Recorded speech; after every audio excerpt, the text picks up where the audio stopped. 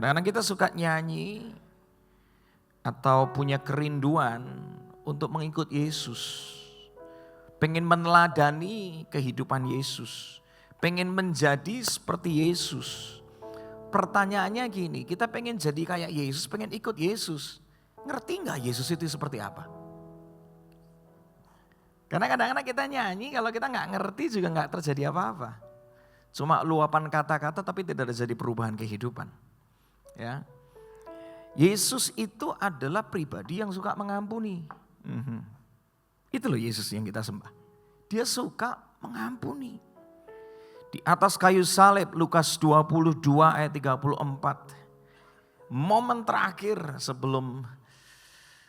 sebelum kematian dia alami. Di atas kayu salib dia berkata, Yesus berkata, ya Bapa, ampunilah mereka. Sebab mereka tidak tahu apa yang mereka perbuat. Dan mereka membuang undi untuk membagi pakaiannya. Lihat, di atas kayu salib, di tengah banyak fitnahan, cercahan, cemoohan. Tapi Yesus ngomong kayak gini, ampuni mereka. Lihat, Yesus itu pribadi yang suka mengampuni. Suatu kali ketika Petrus nyangkal Yesus, Alkitab gak pernah ngomong, tapi saya yakin Yesus mengampuni Petrus. Dia gak ungkit sama sekali kesalahannya Petrus kan. 3 kali Petrus nyangkal, tapi Yesus gak pernah ungkit kesalahannya. Karena Yesus pribadi yang suka mengampuni. Anggap ini. Doa Bapa kami yang Yesus ajarkan dikatakan seperti ini. Matius 6, 11-12. Berikanlah kami pada hari ini makanan kami yang secukupnya. Di situ saya suka dibuka dengan kata ini. Berikanlah pada kami hari ini. Hari ini makanan yang secukupnya. Dilanjutkan apa dengan kata dan. Dan itu berarti sepaket. Ya. Dan ampunilah kami akan kesalahan kami. Seperti kami juga mengampuni orang yang bersalah kepada kami. Yesus mengajarkan satu doa yang bisa dilakukan setiap hari. Doanya gini. Gak cuma untuk makanan yang dicukupkan, tetapi berikan kami hati yang juga mengampuni. Ternyata urusan mengampuni itu urusan harian. Setiap hari. Karena apa? Dalam hidup ini ya, setiap hari kita itu gak pernah lepas dari namanya dilukai dan melukai. Betul kan? Setuju gak? Mau siapapun kita di sini, kita masih bisa melukai orang. Betul? Dan kita juga bisa dilukai. Kadang-kadang kita bisa melukai atau dilukai, kadang-kadang bisa lewat perkataan, kadang-kadang bisa lewat perbuatan, atau kadang-kadang cuma gara-gara ekspresi kita bisa luka atau melukai orang. Ada orang gitu ketemu, dia dari jauh kita lihat dia, kita udah dada-dada tuh. Pak, orang itu ternyata malah kesannya kayak lihat kita, habis itu kayak lari. Malah gak kasih muka sama kita. Kita sakit hati sama dia. Ngomong sama orang lain. Tahu gak kemarin aku ketemu sama bapak ini. Ketemu di mall. Dari jauh tuh aku dada-dada. Ini orang pernah aku tolong loh. Sekarang ya sombong banget. Aku dada-dada dia gak mau nyamperin aku loh. Minimal dada-dada kayak balik. Terus temennya ngomong kayak gini. Pak jangan sakit hati dulu. Maklum pak. Sekarang bapak itu sudah gak bisa lihat jauh pak. Cuma gara-gara urusan gitu aja. Bisa kena sakit hati, luka hati. Lihat, gara-gara ekspresi yang mungkin gak sesuai dengan harapan kita. Betul kan? Gara-gara ekspresi pasangan kita, anak kita, siapa kek. Kita itu bisa ngalami namanya luka hati dan kita juga bisa melukai orang. Nah luka hati itu seperti racun, seperti sampah yang masuk ke dalam hidup kita. Makanya ini perlu dibersihkan. Katakan yes. Ya. Orang kalau punya luka hati dan tidak mau membereskan, tidak mau mengampuni. Seperti Yesus yang suka mengampuni. Pertama orang ini cara pandang hidupnya akan selalu pahit. Hati itu kayak kacamata kehidupan. Ya. Kalau misalnya saya di sini sekalipun ada lampu. Tapi kalau saya pakai kacamata warna hitam. Semua yang saya lihat seberapapun terangnya akan terasa lebih hitam, betul? Kalau saya pakai kacamata warna kuning, semuanya terasa lebih kuning. Karena itulah seperti hati. Hati itu kacamata kehidupan. Orang kalau pahit, apapun yang dilihat itu selalu pahit. Dia menganggap dirinya paling benar, orang lain pokoknya selalu salah. Namanya orang udah pahit. Betul kan? Semua disalahin, dia pokoknya paling benar. Dikit-dikit ngajak berantem gitu. Itu orang pahit. Semuanya pokoknya salah di hadapan dia. Nah orang kalau namanya udah pahit, perkataannya juga akan pahit.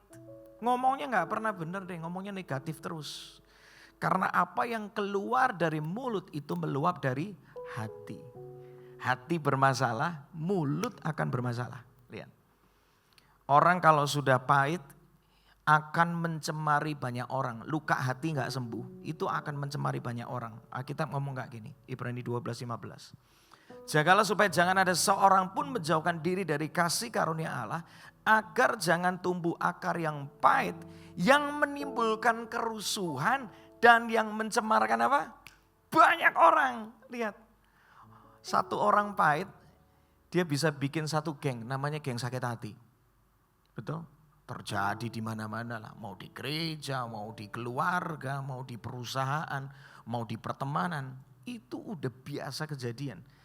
Sakit hati gak sembuh, kita akan jadi orang yang suka ngomong keburukan orang lain kepada banyak orang.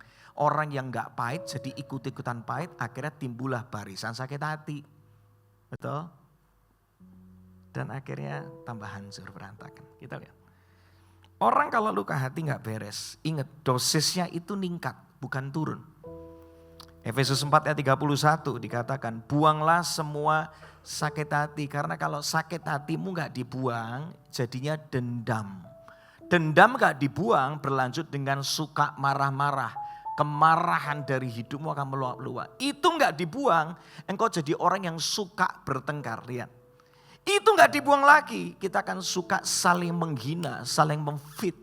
Satu dengan lain suka jelek-jelekin. Dan yang terakhir apa? Terjadilah segala macam kejahatan. Ini ada urutannya, ada dosisnya. Ada seorang anak kandung bisa bunuh ibu kandungnya loh. Maaf. Semua dimulai dari apa? Gak langsung, sakit hati dulu. Sakit hati gak sembuh, mulai punya pikiran apa? Suatu kali tunggu kalau aku punya sesuatu yang bisa balas ibuku ini. Lihat, dari sakit hati punya pikiran, punya perencanaan, tinggal tunggu bom waktunya kapan, triggernya kapan. Betul kan? Gak langsung. Dari sakit hati bisa muncul segala macam kejahatan. Lihat. Makanya hari ini Tuhan mau sembuhkan luka hati kita. Tuhan mau nyatakan kasihnya buat kita sehingga kita bisa mengampuni banyak orang. Supaya apa? Hidup kita bukan melakukan kejahatan. Tapi kita terus melakukan yang baik, yang menyenangkan hati Tuhan. Kasih tepuk tangan dulu buat Tuhan dong ya. Karena kalau nggak dibereskan dosisnya meningkat. Ingat itu. Dan akhirnya yang terjadi apa? Orang kalau sakit hati, luka hati nggak sembuh. Akhirnya menghambat banyak rencana indah Tuhan yang mau dinyatakan. Ini nih. Ada pertolongan di depan mata, ada jodoh menanti di depan Anda bagi yang belum menikah. Dengar ini. Karena luka hatimu gak sembuh mungkin dengan pasanganmu yang dulu, atau mungkin dengan orang tuamu, atau dengan siapa kayak yang mungkin pernah menyakiti Anda gak sembuh.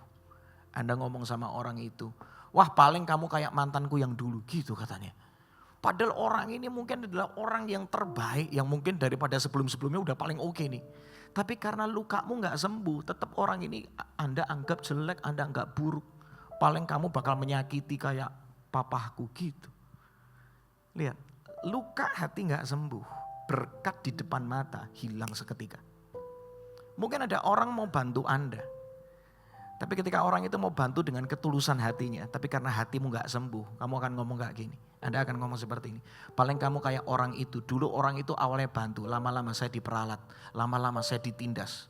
Lihat, karena luka hati gak sembuh, pertolongan terbaik, rencana indah Tuhan yang terbaik di depan mata, lenyap seketika.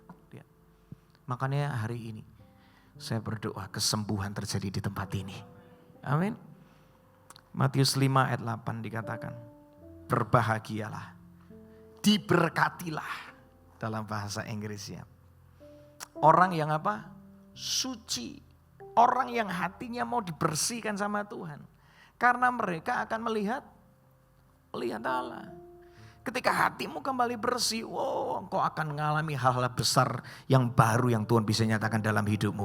Engkau akan mengalami anugerah Tuhan yang terindah. Engkau akan mengalami pekerjaan-pekerjaan Tuhan, rencana demi rencana yang baru yang selama ini kau gak pernah alami. Tuhan bisa nyatakan dalam hidupmu, katakan amin. Dimulai dengan hati mesti sembuh dulu. Pertanyaannya gini, Pak Franky, gimana hati saya bisa sembuh ya? Ada mungkin kau datang ke tempat ini hatimu sedang luka. Mungkin dengan suami, dengan istri, dengan anak, mertua, dengan menantu. Sesama saudara, adik, kakak, om, tante, saya gak tahu dengan siapa Anda sedang luka. Tapi firman ini nyampe kepada Anda, artinya apa? Tuhan mau pulihkan hidupmu. Amin. Yang pertama ini, bagaimana kita bisa mengampuni? Dimulai dengan ini. Hari ini ingatlah berapa banyak pengampunan dan kebaikan Tuhan yang pernah engkau alami di hidupmu. Mulai dari sini dulu. Kolose 3:13 mengatakan bersabarlah terhadap sesamamu dan saling mengampunilah. Jika kamu merasa seseorang sudah berbuat salah kepadamu, ampunilah mereka. Ampunilah orang lain karena Tuhan sudah apa? Mengampuni kamu. Coba sekarang renungkan. Berapa banyak kita salah, kita gak taat, kita ngotot, kita ngeyel sama Tuhan. Tapi Tuhan selalu ampuni dan kasih kita kesempatan yang baru sampai hari ini. Berulang kali gak pernah ada habisnya. Tidak pernah ditimpakannya kepada kita hukuman sesuai dengan pelanggaran kita. Setuju? Tuhan udah lakukan itu dengan luar biasa.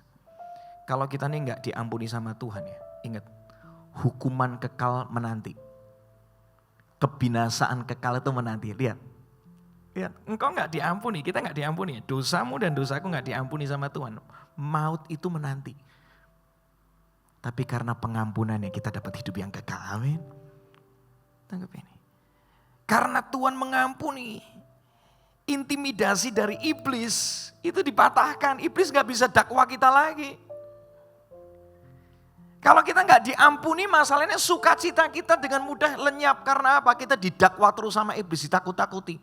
Kamu bikin salah, kamu nggak punya masa depan. Kamu bikin salah, kamu nggak layak menerima kebaikan Tuhan yang itu dan itu dan itu. Lihat, iblis akan terus dakwa kita, tetapi pengampunan Tuhan itu melenyapkan semua rasa malu, rasa takut.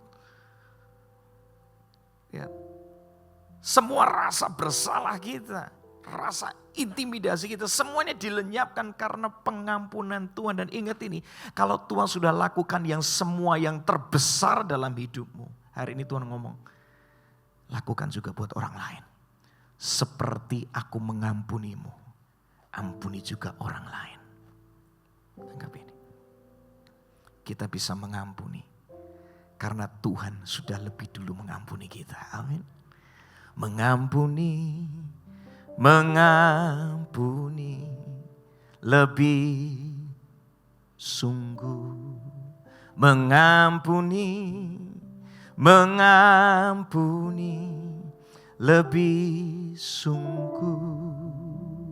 Chorusnya ngomong gini, Tuhan lebih dulu mengampuni kepadaku. Katakan mengampuni apa? Lebih sungguh. Sekali lagi mengampuni.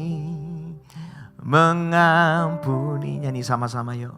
Lebih sungguh kami mau Tuhan mengampuni lebih sungguh. Katakan Tuhan lebih dulu mengampuni kepadaku, mengampuni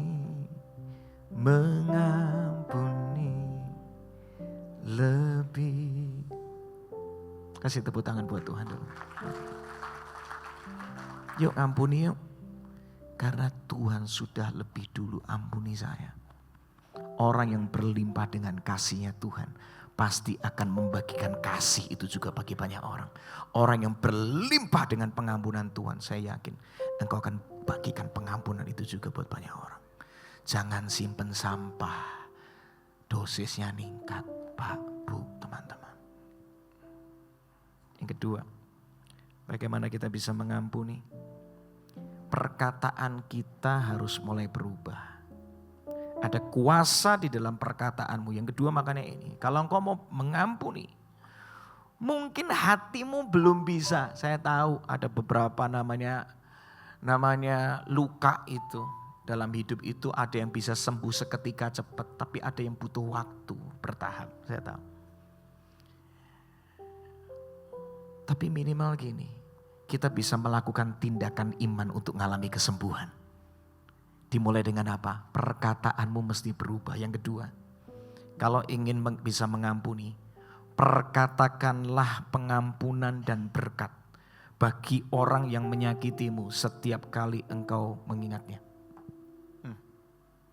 Alkitab berkata, Amsal 18:21, lidahmu itu punya kuasa. Katakan lidah saya punya kuasa. Ya, untuk apa? Menyelamatkan hidupmu atau merusaknya. Orang kita tuh harus menanggung akibat dari ucapan kita. Kalau engkau gak mau lepaskan pengampunan, ngomongnya yang buruk-buruk terus, rusak masa depan Anda. Tapi hari ini kalau engkau memilih untuk memperkatakan pengampunan, percayalah kuasa Tuhan akan bekerja memampukanmu untuk mengampuni. Bukan kekuatanmu lagi, tapi ada kekuatan Tuhan yang tanpa batas yang akan memampukanmu, katakan amin. Setiap kali kita mengingatnya, suatu kali Petrus nanya sama Tuhan Yesus. Kemudian datanglah Petrus, dikatakan di dalam Matius 18, 21-22. Petrus datang kepada Yesus, Tuhan, berapa kali aku mesti mengampuni saudaraku jika dia berbuat dosa sama aku? Sampai 7 kali ya? Yesus berkata bukan, aku berkata kepadamu bukan sampai 7 kali, melainkan sampai 70 kali 7 masih kali lagi. Artinya gak ada habisnya. Setiap kali engkau mengingatnya, lepaskan terus sampai luka itu sembuh total. Dan kalaupun hari ini kau sembuh, ingat mungkin musim berikutnya masih ada orang yang lain yang bencekno yang bisa menyakiti kita, betul? Markus 11, 25-26 dikatakan, setiap kali kamu berdoa, periksalah dirimu. Kalau kamu masih nyimpen sakit hati gak sama seseorang, maafkanlah orang itu lebih dulu, supaya Bapamu di surga juga mengampuni semua kesalahanmu. Tetapi kalau kamu tidak memaafkan orang lain, ini yang bahaya masalahnya. Bapamu yang di surga juga tidak akan mengampuni. Ini yang bahaya. Tuhan gak ampuni kita, jadi apa hidup kita? Kita semua masih bisa bikin salah, setuju? Kalau Tuhan gak ngampunin kita akan tinggal di dalam intimidasi, di dalam ketakutan, sukacita kita lenyap. Bahkan hari ini, ubah perkataanmu. Suatu kali saya pernah sakit hati sama beberapa orang.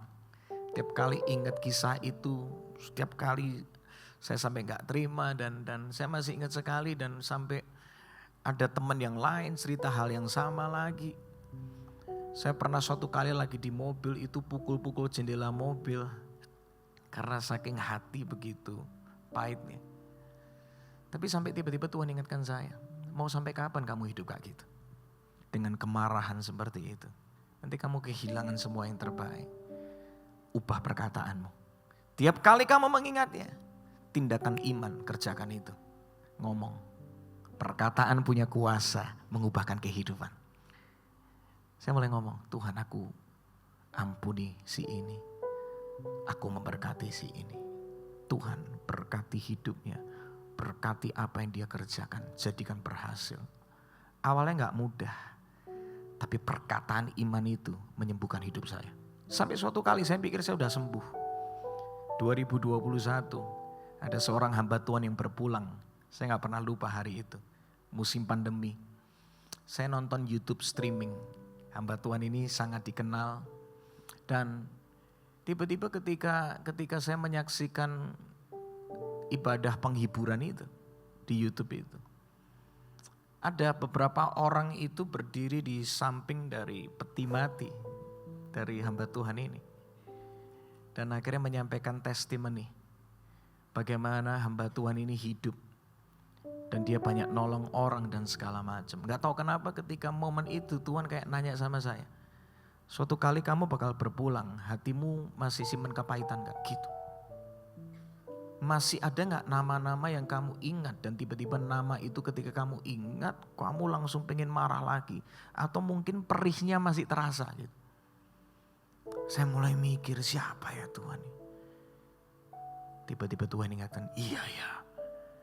Kok aku tiap kali ingat nama yang ini yang itu, kok masih ada perihnya ya.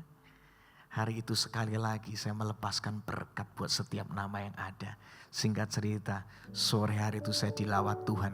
Terjadilah kesembuhan yang luar biasa. Dan hari ini saya dipulihkan, disembuhkan total. Kasih tepuk tangan buat Tuhan. Saya ngalamin semua yang terbaik dari Tuhan. Dimulai dengan apa? Hatiku sembuh.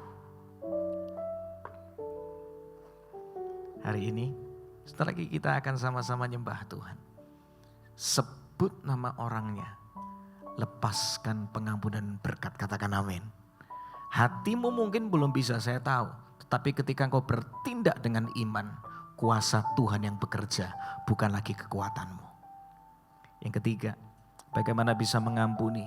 Minta kekuatan kasih dari Roh Kudus.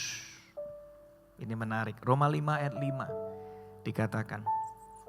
Dan pengharapan tidak pernah mengecewakan. Karena Allah sudah mencurahkan apa?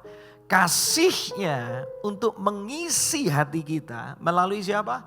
Roh Kudus yang diberikan kepada kita.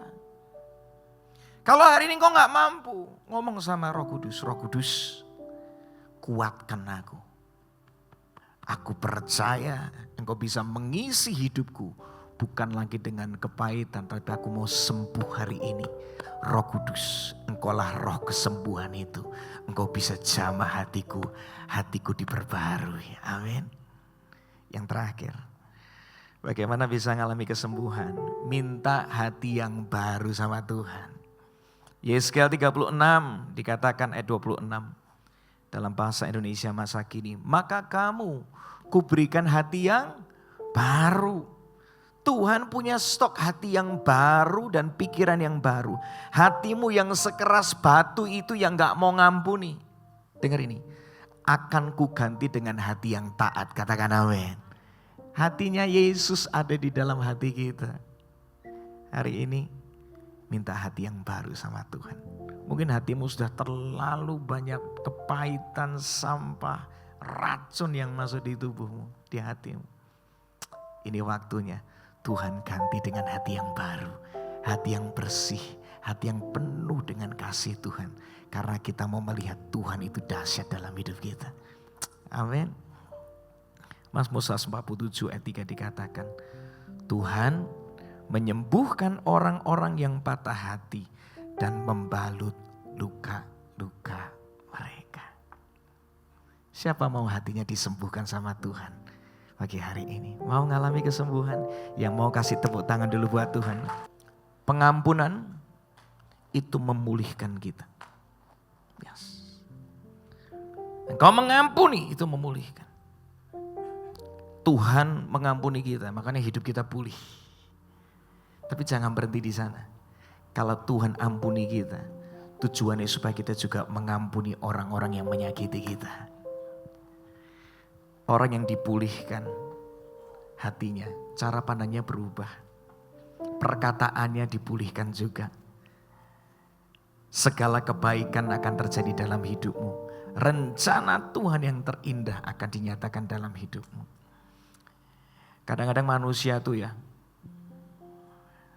kalau orangnya masih hidup gampang inget keburukannya, betul kan? Tapi begitu orang yang meninggal, pergi ke adiasa, yang diingat baik-baiknya orang itu loh manusia. Hari ini Kalau orangnya masih ada, bereskan yuk. Jangan terlambat untuk membereskan hubungan. Kalau kesempatan masih ada, hari ini Tuhan berbicara dengan keras kepada setiap hati. Bereskan itu. Mungkin dengan orang tua Anda, mungkin dengan saudara Anda, mungkin dengan pasangan Anda, dengan anak, mertua, menantu, teman. Bereskan. Bisa jadi mungkin kita bukan orang yang dilukai. Tapi hari ini Tuhan ingatkan, engkau pernah melukai orang juga. Bereskan yuk. Selama orangnya masih ada, jadilah pembawa damai. Alkitab berkata, anak-anak Tuhan itu dikenal sebagai pembawa damai. Alkitab berkata dengan jelas, dengan demikian semua orang tahu bahwa kamu adalah murid-muridku, jikalau kamu ini saling mengasihi. Pengikut Kristus adalah orang-orang yang suka mengasihi dan mengampuni. Katakan amin. Itu bukti kita mengikut Yesus. Izinkan hari ini kasih Tuhan yang melawat hidup kita. Amin. Kasih tepuk tangan sekali lagi buat Tuhan.